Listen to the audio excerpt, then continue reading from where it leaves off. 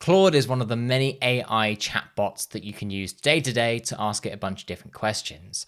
And I've been finding it personally pretty useful, but don't you find that sometimes you want just a little bit more from AI? What if you want to be able to automate things and have it do things for you without you having to manually figure it all out yourself? Now that's where the brand new Anthropic plugin comes in to help you build with Claude in an automated sense. So here we've got the brand new chat completion task. This will allow you to do lots of stuff that you're already maybe doing with Claude directly, but now you can do it inside of a workflow. So I've just got a simple example here where we've got the chat completion task. This lets you assign what model you would like to use, how many tokens you'd like it to use if you want to be able to sort of maintain the cost there, because every time you use this, it is going to use some of those tokens.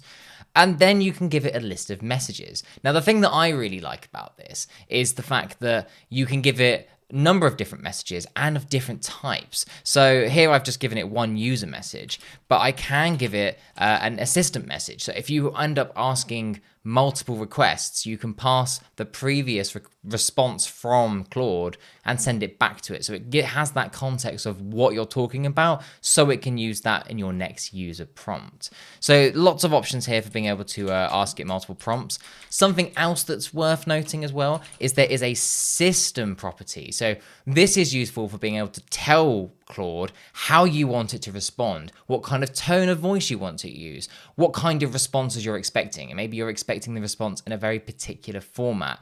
This lets you do that. Now, I'll show you that in a little bit, but I'm going to execute this workflow right now so that we can have a look at the type of data it gives us back that we can use in our workflow.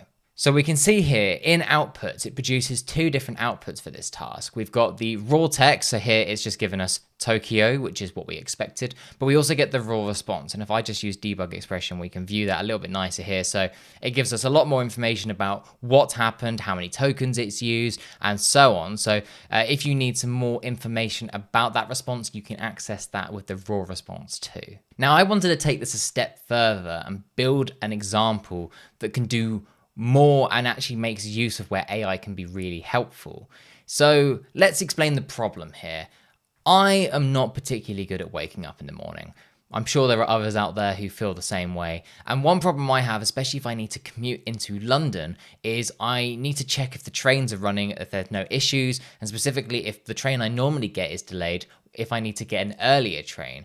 And when you first wake up, my brain's not engaged. I can't think about those sort of things. So why not have AI automatically go and find this information out for me before I've even woken up and present it in a nice formatted email or another format of your choice so that I've got that information right there, but it's easy to digest, because there's nothing worse than having to look at a train timetable first thing in the morning and trying to figure out if that's your train or a different train. So why not have AI do the hard work for me? And while I'm at it, I can also have AI look at the weather, help me understand, is it going to be a hot day? Am I wearing shorts today? Or do I need to get a jumper, bring a coat because it's going to rain? All these sort of things where the UK's unpredictable weather system can catch you off guard. And I've definitely been known to leave the house without a coat and then go, it's raining now. I probably should have looked at the forecast. So instead of manually checking it myself, why don't I get AI to do that for me?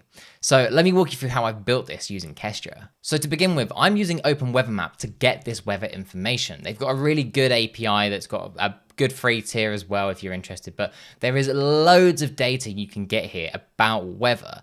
And when you're using the chat completion API, it doesn't have access to all the agent-based stuff that you would typically have when you're talking to Claude directly using the chat interface here. So for example, I can ask it, what is the weather in London? I can ask it what is the weather in London, and we'll see that it is able to search the web, but the messages API, which we're using in Kestra, isn't able to do this. So we will need to go and fetch that information ourselves and then pass it to the API. So I decided let's use Open Weather Map, and then in Kestra, I can just use a simple HTTP request to fetch that information. If I want to change the location, I've set it as an input, so I can easily change that on the fly, and then it just makes the request like so. So now I've got a JSON body with all my weather information, but it's worth noting that I'm not going to be able to read a JSON body. First of all, JSON bodies, they're relatively human readable, but they're not the easiest format to read compared to just, nice text. So let's hand that over to AI and ask it to decipher from all of those different properties and figure out what the weather is and will give us a weather update. So I've given it a system prompt. I talked about that in our last example. So the system prompt here is basically saying you're a helpful assistant who's going to help me plan my day. I'm going to ask you a number of questions, but I want the final response to be morning summary of the day in a friendly manner. Add new lines between context changes as this response will be used in an email. So I've tried to format it a little bit so it's easier for turning it into an email. I then ask it two messages. Both of them are user types. The first one is about the weather. I then give it the response as an output. So I'm able to just throw it straight in there as a big string and go, here's my JSON body. Do what you wish with that. And this is where AI is really good because even though I'm giving it as a string, it will be able to interpret that, turn it back into a JSON, and then get the information. Whereas that would be quite fiddly to do by building that yourself. Then we ask it that I need to commute from Cambridge to 10 Downing Street. For those of you who don't know, 10 Downing Street is where the Prime Minister lives. Just thought that'd be a funny address to use. And for getting into London, I looked at it on Google Maps. It could take about an hour to do this if all is good. So let's say I want to get there for 9 a.m. Let's see roughly what time it recommends to check. Now, I didn't look for 9 a.m., but I would assume it's going to take you 1 to 2 hours, no longer than 2 hours. Once we've got that information, what we can do is then take that again, pass that output to a new chat completion task. And as you can see, I've given it quite a firm system prompt. I really wanted to make sure that every time we get an email at the end of this, the email I'm getting is consistent. I don't want the format to dramatically change each morning. So every morning I've got to look at a different sort of format. I'm like, oh, I don't know what I'm looking at. So it took a bit of work and I'm not the best at these sort of AI prompts. So I'd love to hear in the comments if you've got any suggestions on what you can do to sort of control the sort of responses you're getting. So let's go through this together. So I want a nicely formatted HTML email. It will contain two types of information, weather and the commute. Put it into two separate sections so it's really easy to see. And the sections will be centered in the middle of the page because I thought that looked quite nice, but make sure the text is not centered, it's still left aligned. This will be received first thing in the morning, so it knows what to do. And then I told it to put a good morning at the start just because that's nice, and to say it's from Daily Digest at the bottom. And then my user prompt is literally just the response from the previous chat completion task.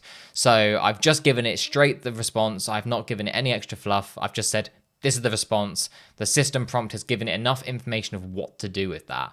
And then hopefully we'll get a nice HTML email as a response. And now we can use the mail send task in Kestra. So if I just hop over to properties, you'll see that there is a field here called HTML text content. So I decided, well, if I can just pass it a big string of HTML, then we'll be able to get our nice formatted email. So I've told the digest to be, the subject to be Daily Digest. I could add an expression here to add the date as well if I wanted. Got the username and password, of course. It's from me to me.